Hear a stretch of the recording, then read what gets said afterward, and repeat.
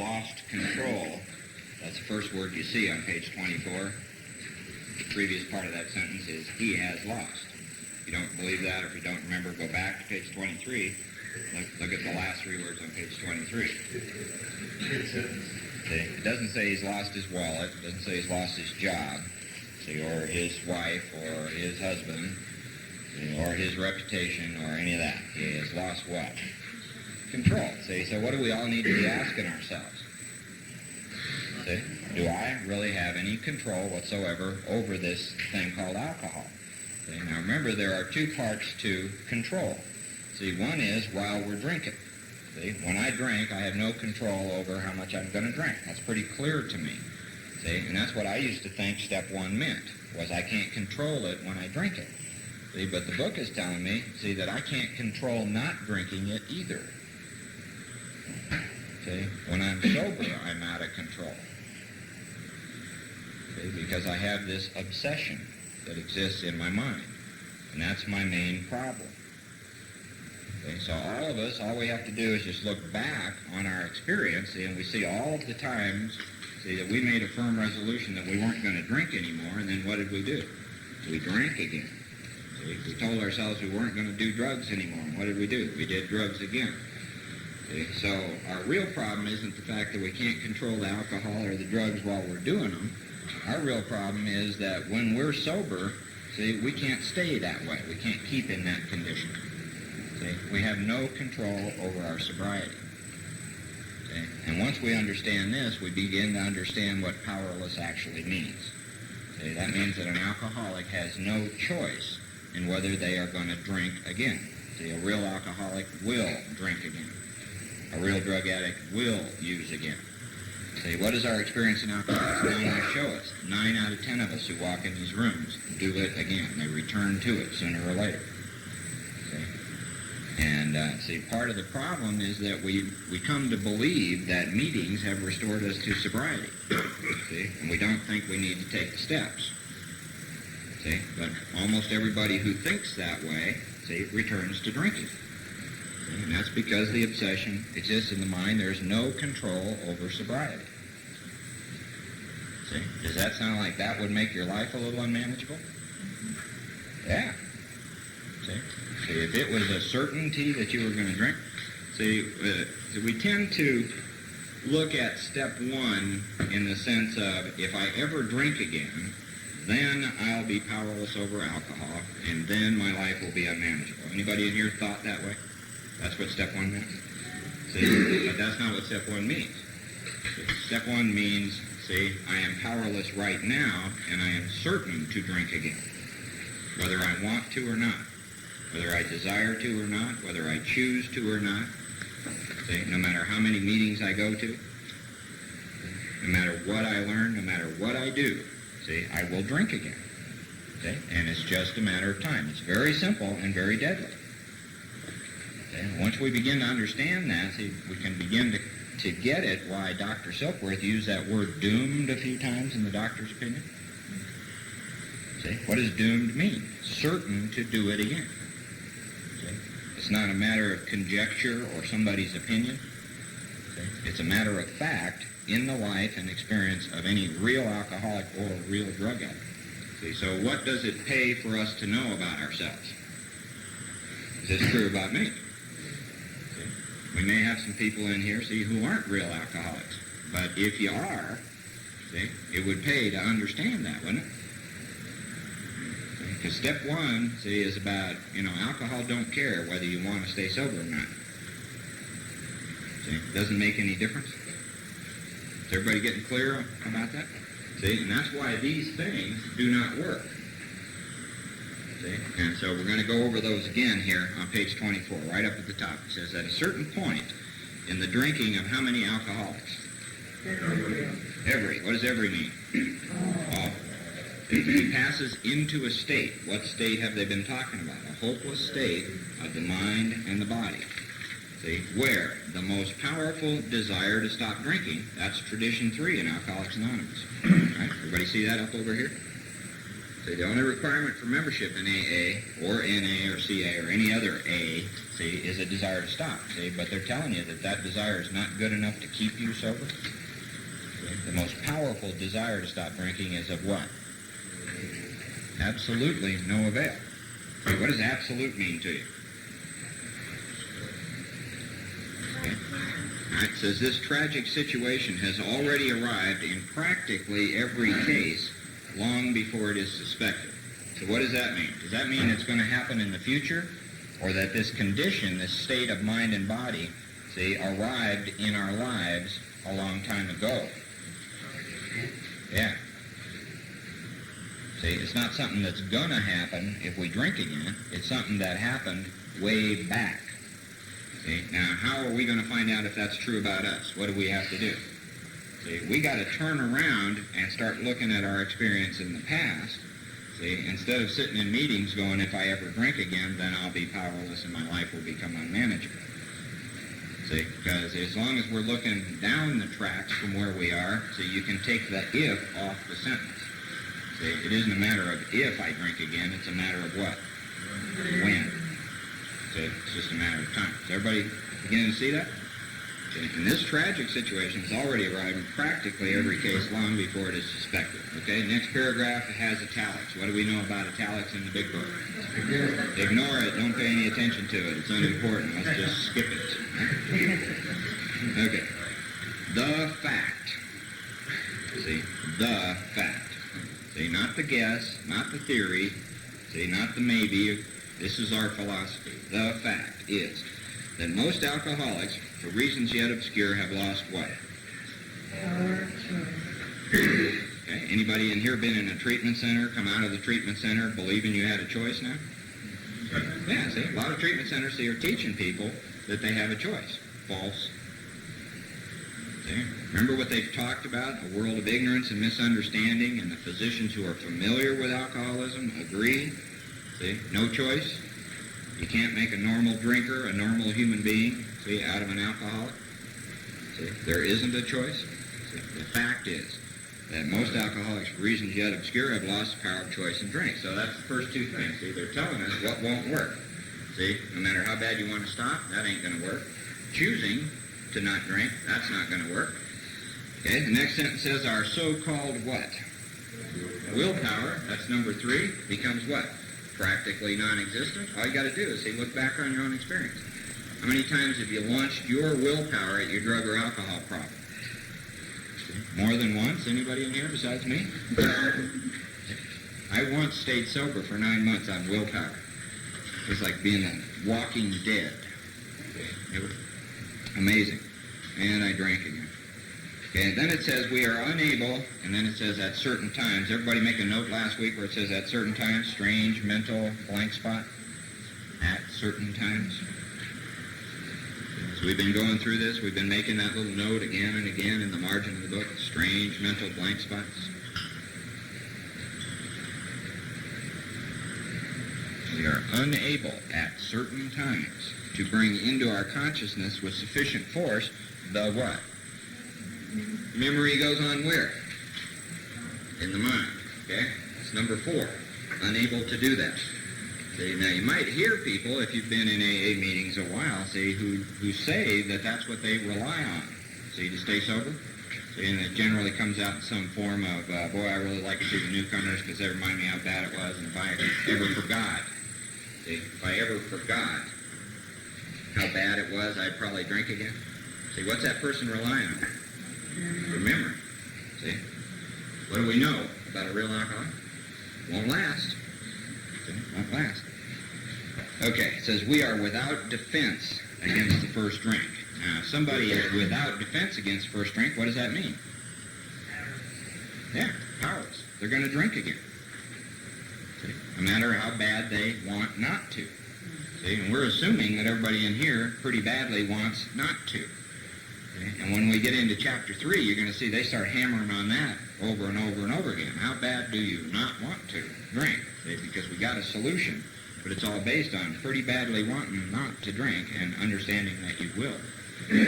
Okay, next sentence says the almost certain consequences. See, right where it says certain consequences, what's that? thinking it through. See, relying on our reasoning. Okay. Almost certain consequences that follow taking even a glass of beer do not crowd into the what? Mind. Make a little note on the word mind, main problem of the alcoholic. See, they do not. See, so a lot of us have tried that, you know, thinking the old drink through. See, if I just think it through, then I won't take it. See, and then we drink it anyway.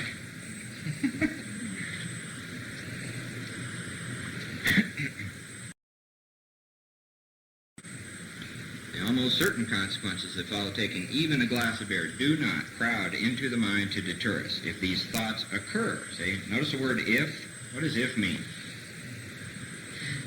Maybe. See, maybe they will, maybe they won't. See, if they do. See, so that's kind of chancy. See, so if you're somebody who's going to rely on thinking it through, you might, see, look at that if and pay some attention. See, if it even occurs. See, they are hazy and readily supplanted. Supplanted means to exchange. Readily supplanted with the old threadbare idea. Threadbare means worn out. See, or powerless.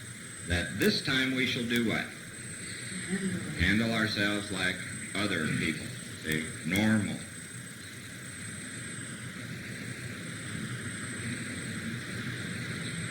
And there is a complete failure. Complete failure of the kind of defense that keeps one from putting his hand on a hot stove. Now, we talked a little bit about hot stoves at the end of last week's meeting. So almost everybody in here, I'm sure, has burned their hand on a hot stove at least once. Does that keep you from going into kitchens and cooking dinner? Do you have to go to meetings to keep your hands off a hot stove? You carry around 40 or 50 phone numbers, say, in your wallet or your purse, so you can call somebody if you feel like putting your hand on a hot stove? Say, don't do that. Say, not dependent on anybody else to keep you safe from hot stoves, and yet you can be around hot stoves and cook dinner. Does that make sense? See, would you like to have that same thing with alcohol? See, the same thing that keeps you safe around a hot stove. See, would you like to have that same thing occur in your life when it comes to alcohol and drugs? So that you can live your life without fear and without being dependent on other human beings and groups of people and all that kind of stuff. Okay? You don't have to hide out in AA places, see, if you're set free from the problem. See, does that sound like something you'd like to have? See, now that's what the book is promising you. So let's go over it again. Keep your finger on page 24 and let's turn over to page 84. 84, last paragraph.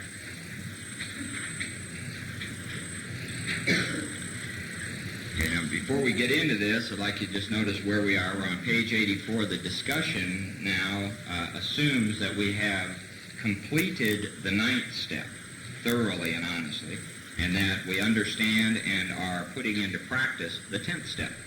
See? So that's the assumption at this point. See, if you are willing to do that, to follow the directions and to do that, this is what you can have in your life, because this is what happened to me. See, and pretty obviously the people who wrote the book couldn't have written the book if it hadn't happened to them. See, how can you write this down if it's, see, they think they made it up? We'll see. Okay, so it says, we have ceased fighting anything or anyone. See, do you think you'd have some peace in your life if you weren't fighting everybody and everything? Even alcohol. Okay, so you might ask yourself, do you still have a fight going on with alcohol right now? See, for by this time what will have returned? Sanity.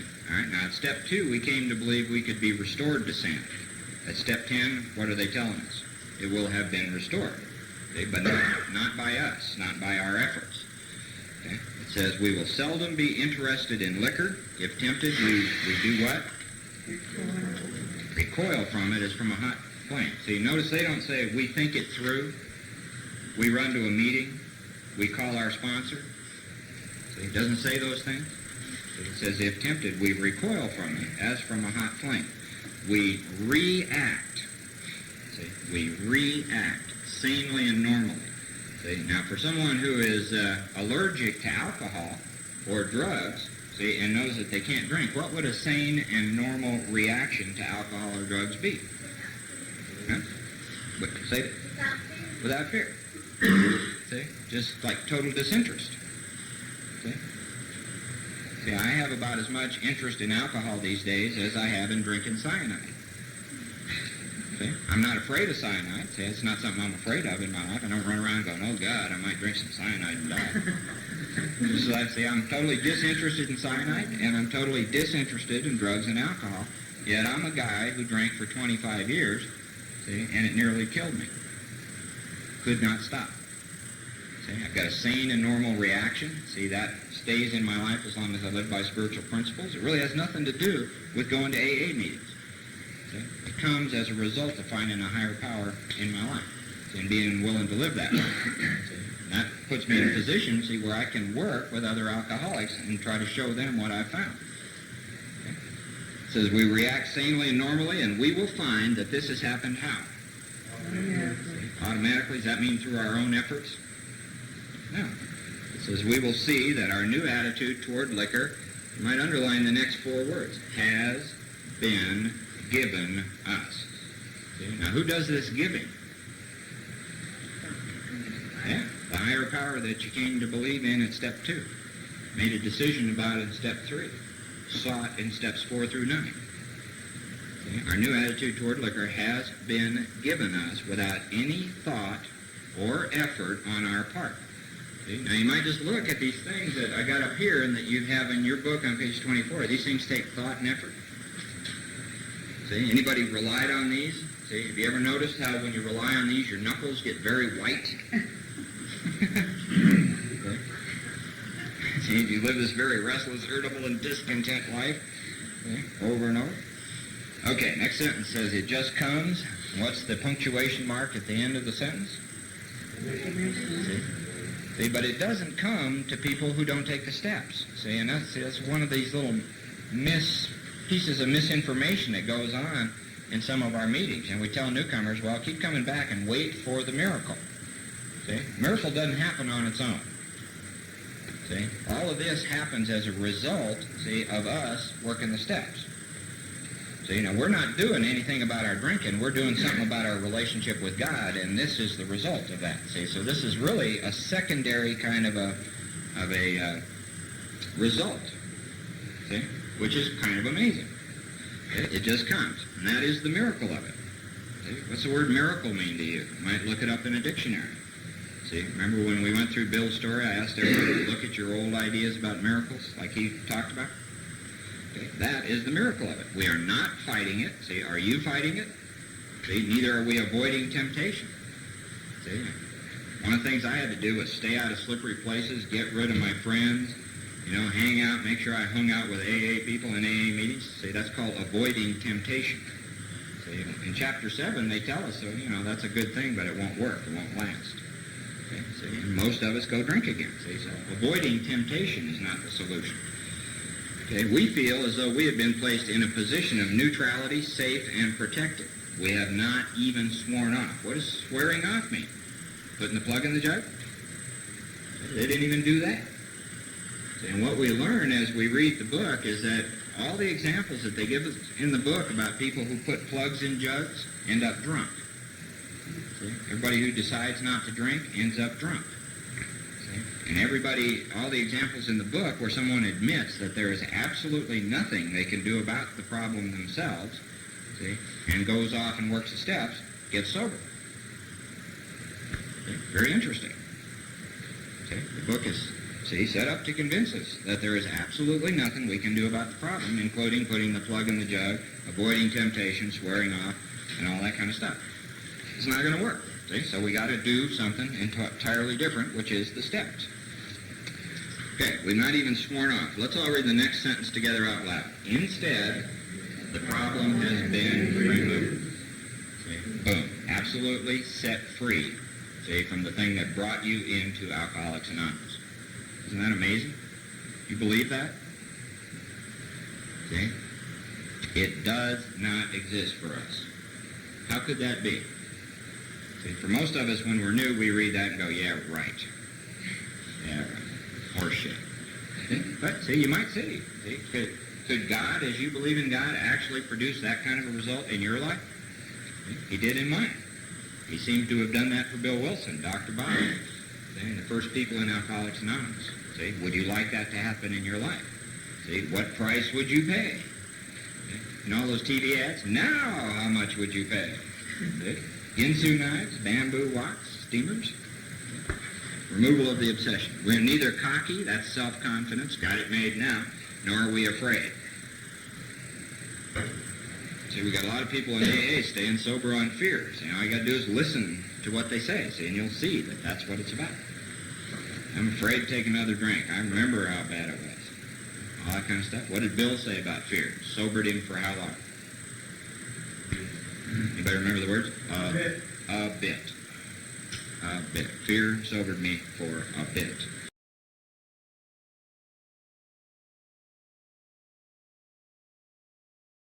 Okay, so it ain't about self-confidence and it ain't about fear. It says that is our guess. That is our what? Experience. See, it's not a theory, a guess, a philosophy. See, that is our experience. Okay? And that is how we react, but what's the requirement? So long as we keep in fit spiritual condition. All right? See, and one of the problems, see, we have in AA is a lot of us are making up our own version of what fit spiritual condition means. See? And there's an awful lot of confusion and misinformation about that. See? People tend to confuse emotional things with spiritual things. See, and think that they have become spiritual, and then they end up drunk. See, fit spiritual condition is clearly delineated in the book. See, clearly. Okay. So everywhere in the book where we find any kind of promise, see, right there in the neighborhood, peeking around a corner, standing right over it, there's a requirement. See, there's nothing free in here. See, if you want the results that the book talks about, see, you'll notice that everywhere they make you a promise of what can happen in your life, see, they're also going, you got to do this. See, here's what's required for that to happen.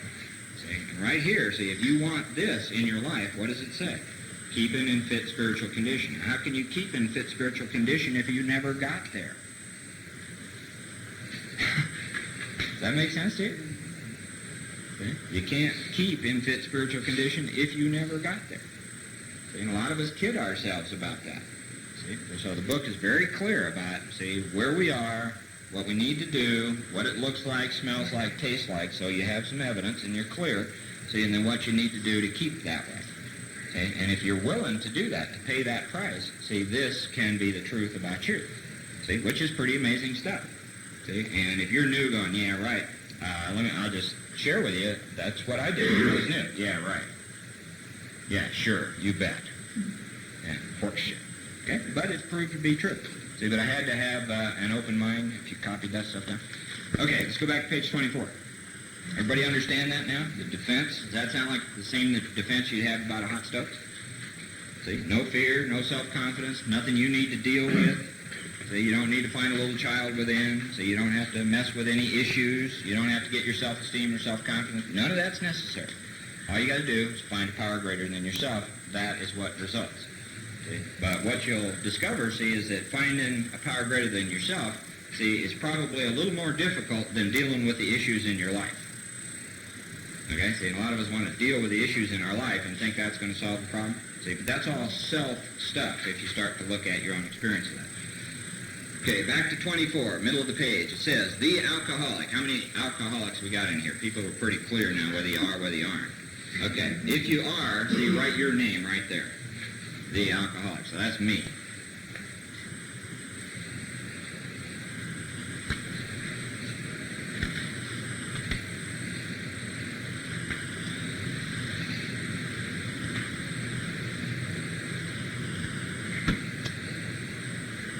Everybody got it? Okay, the alcoholic. So that's us. May say to himself in the most casual way. So now look and see if you've ever done this kind of stuff. May say to himself in the most casual way, it won't burn me this time, so here's how. Say, down the hatch. Okay? Anybody done that besides me? Can you see yourself? I've done that. All right? Or perhaps he doesn't think at all. All right? What is that?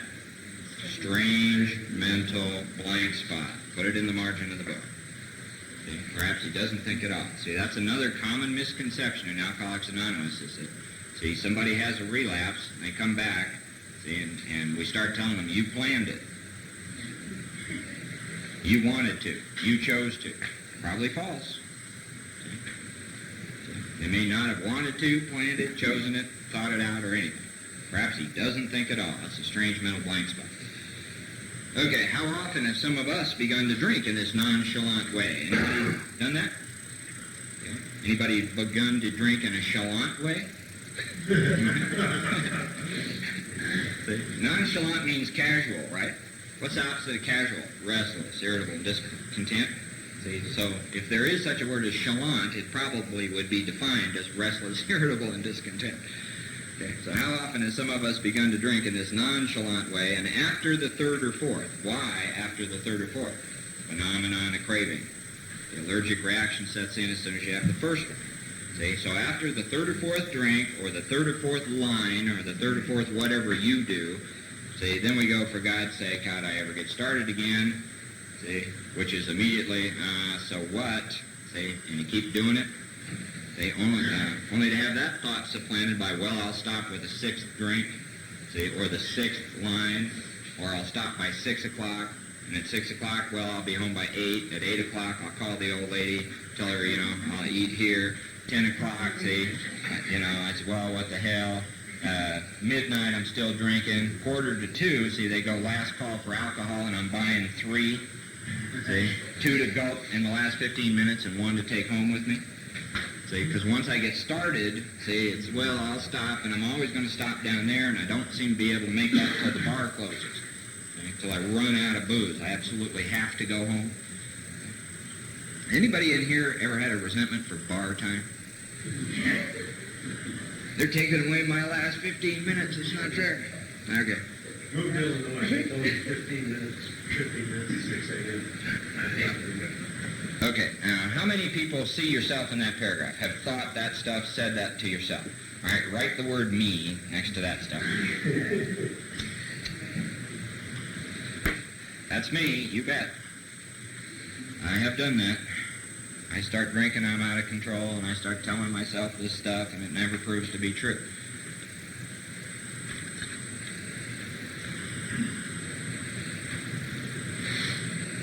Okay, last paragraph. It says, when this sort of what? Thinking. Take your pen and write the word mind above the word thinking. Okay. Thinking goes on where? In our minds. Okay. So when this sort of thinking, that's our mind, everybody got it? Is fully established in an individual. Who is the individual we're talking about here? Put your name above individual.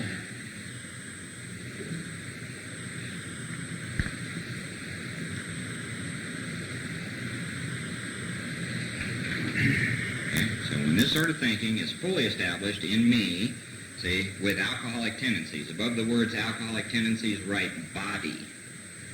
See, that's what that means. See, the physical allergy to alcohol. We learned about it in the doctor's opinion. Okay, see, and at this point, see, when this kind of thinking, see, is fully established in a guy or a woman who's got the allergy, see, you have now placed yourself in the hopeless state of mind and body and will drink again. Okay, so that's what this sentence says.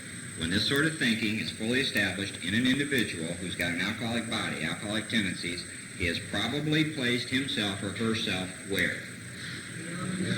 Beyond human aid. All right, now, can everybody understand, especially those of you who are kind of young in the room, haven't been drinking for 30 years like some of the rest of us? See, what you need to do is begin to get rid of your stereotypes. See, that an alcoholic lives under a bridge, drinks Mad Dog out of a paper bag, and shits in his pants. See, all those guys under the bridge were once where you are. See, and could not stop drinking, no matter how bad they wanted to, no matter how much they chose, no matter how much willpower they exhibited. See, their memory or their reason, see, did not ever stop them. See, they were alcoholics. Remember, this tragic situation has already arrived in practically every case long before it is suspected. See? So a lot of us don't even consider it possible that a 10-year-old kid, an 11-year-old kid, a 12-year-old kid could be an alcoholic. See? But they could. The allergy and the obsession can already be there. This person is doomed. See? So begin to look not forward in your life, but back. see, at your own experience. See, look back, see, at what's going on up to now. See, it's got nothing to do with how long you drank, how much you drank, or what happened as a result of it. See? Is everybody beginning to see that? See? You can be powerless when you're 9, 10, 11 years old. See? It's got nothing to do with drinking 3/5 a day, and I spilled more than you drank, and, all that kind of drunkalog stuff that goes on. Nothing to do with it. See, we tell our drunkalogs so that people can begin to understand the disease in their own experience. That was the whole purpose of telling drunkalogs. See, they aren't for entertainment. Okay, everybody understand that sentence? He's probably placed himself BHA, beyond human aid. Okay, and unless locked up, what'll happen? Okay, see, that's the certain end of all drug addicts and alcoholics. Now, I've always liked the way they stated in the Narcotics Anonymous book, jail, institution, death. So they're very blunt about the way they put it in there. Okay? Unless locked up, may die or go permanently insane. See, there is no way out of that condition. Okay, these stark and ugly guesses, these guesses, what is your experience beginning to tell you about what they're saying here? See, is this theory or is it fact? Is it guess, wish, dream, philosophy, or is it fact? See, these stark and ugly facts have been confirmed. Confirmed means verified by legions. Legions means armies of alcoholics throughout history. See, and but for the grace of God, there would have been thousands more convincing demonstrations. Now, what is this thousands more convincing demonstrations they're talking about? Keep your finger on page 25. Go back to page 17. First paragraph. See, and find the word thousands and see what it says after the word thousands.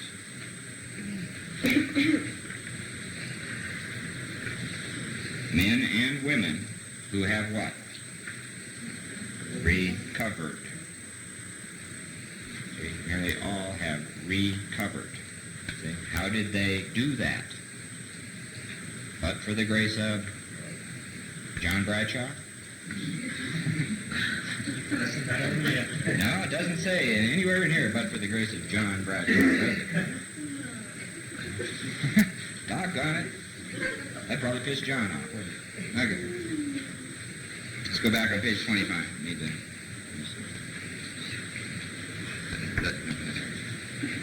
Okay, so many want to stop. See, what do we call that? Tradition 3. See, so many want to stop. That's tradition 3, but what? Okay, people come into Alcoholics Anonymous. They want to stop, and what happens? They go drink again. End up coming in here and relying on themselves.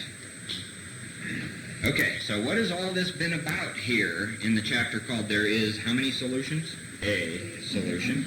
See, what have we been talking about right up to this point? See, not the solution, but the problem. Step 1, what have we seen? The description of the real alcoholic.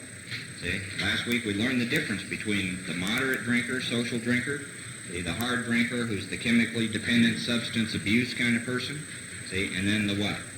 Real alcoholic. Does everybody know where you are in that? Everybody understand that now?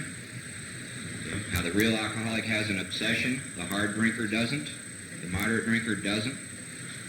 Everybody clear about what stops the moderate drinker and the hard drinker? A reason. See, they get a sufficiently strong reason. See, ill health. See, their wife's going to leave them, their boyfriend's going to leave them. See, they can't go to school, they got a DUI, whatever. See, things get bad enough in their life, and they make a decision to stop, and they stop.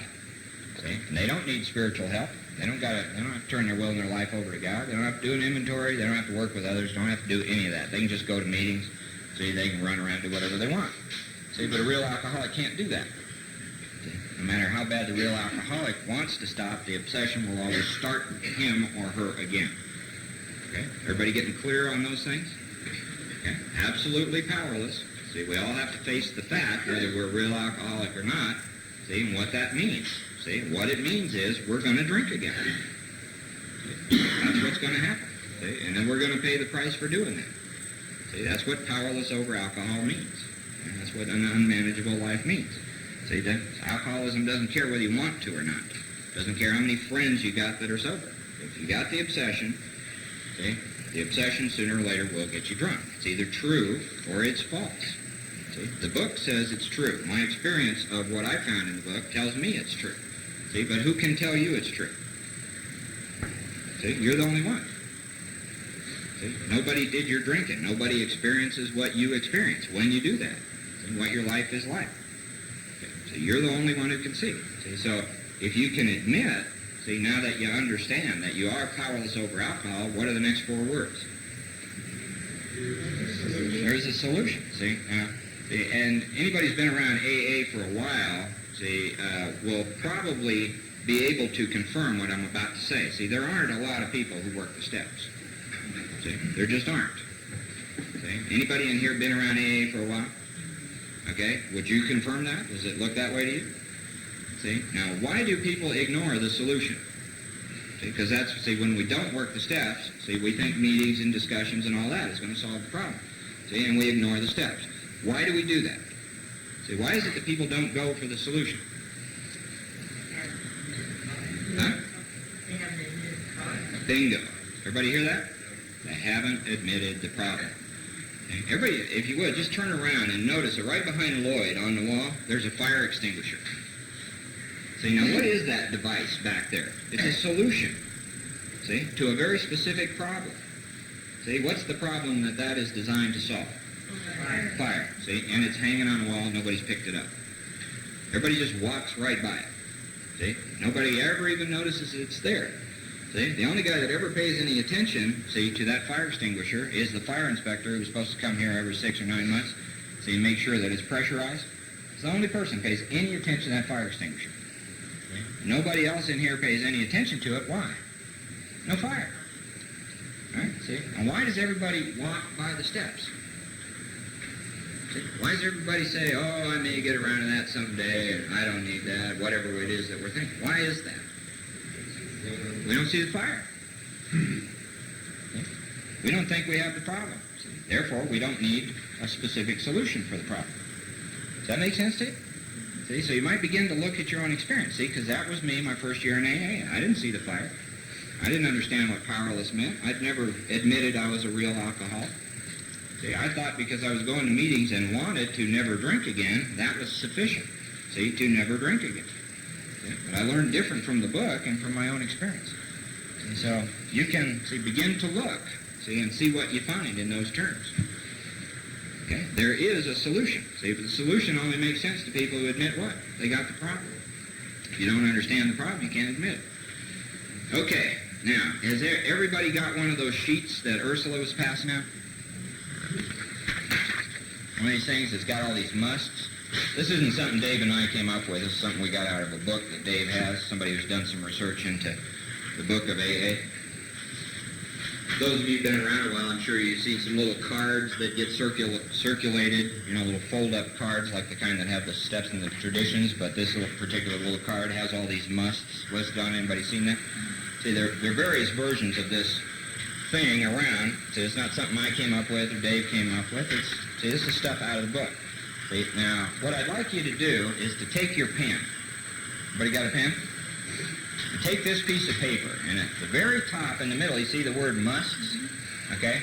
Print, there are no in front of it. Okay? Just print, there are no in front of the word musts.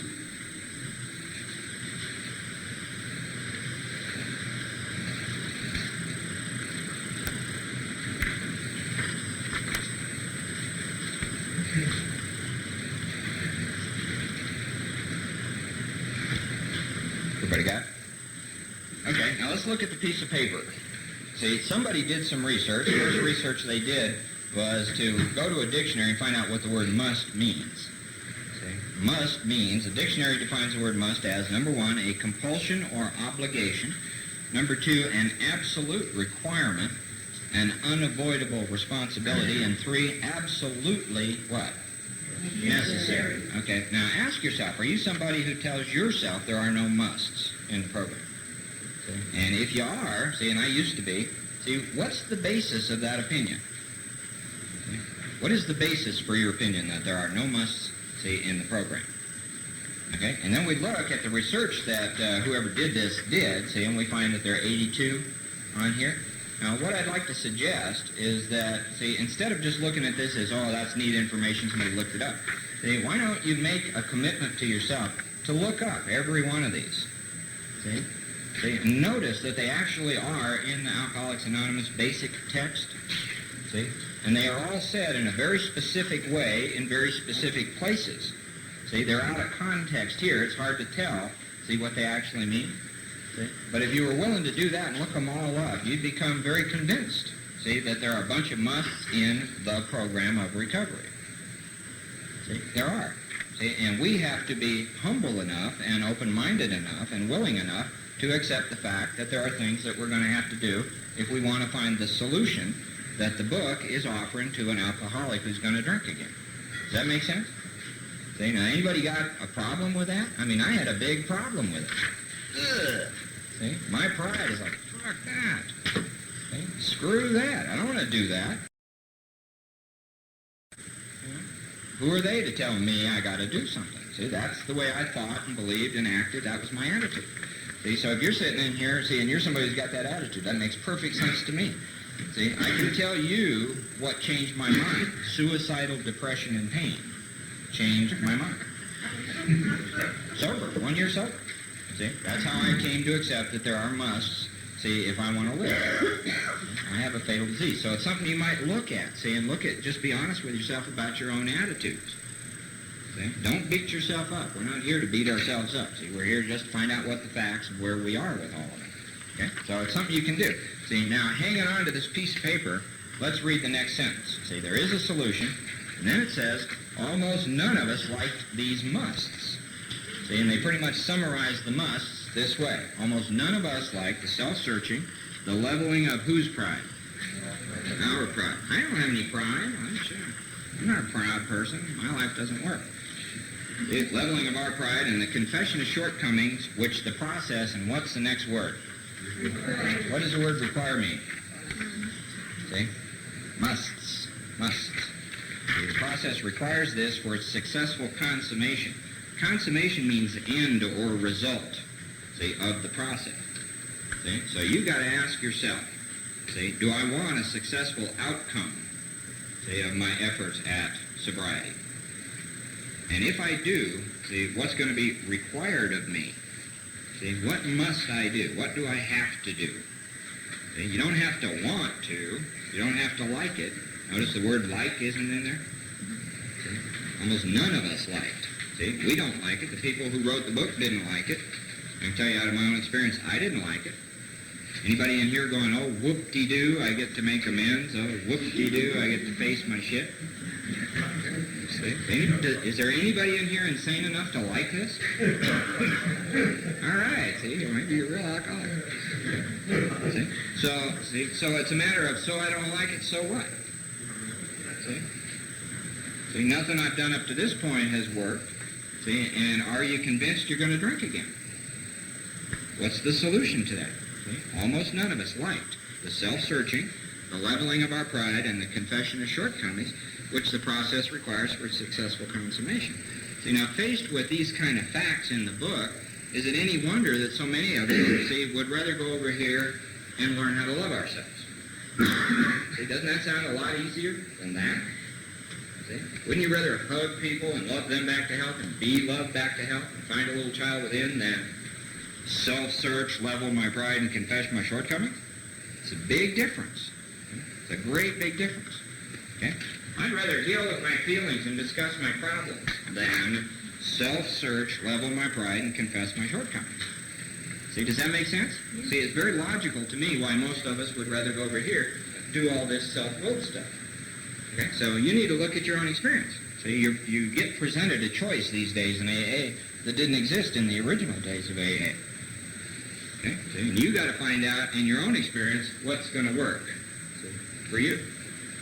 Our experience in Alcoholics Anonymous is that that other stuff doesn't work.